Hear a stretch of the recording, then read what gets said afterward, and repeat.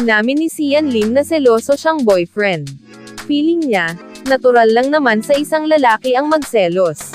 Ayon kay Kim, pareho lang daw sila ni Sian na jealous type, at naniniwala rin ang kapamilya teleserye Princess, na natural lang sa isang tao ang makaramdam ng selos, lalo na kung mahal na mahal mo yung tao.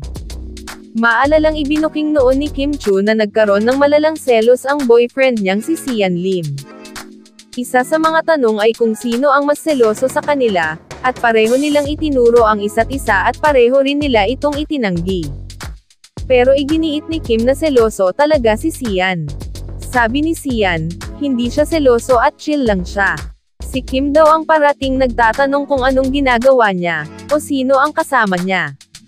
Depensa ni Kim, matanong lang siya at ikinwento na ang ginawa ni Sian.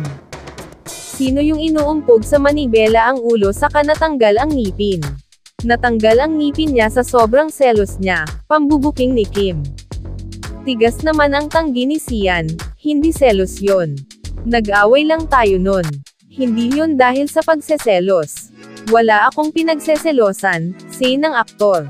Panay naman ang tawa ni Kim sa pagde-deny ni Sian. Hindi naman nilinaw ni Kim noon kung ano ang pinag-awayan nila ng boyfriend.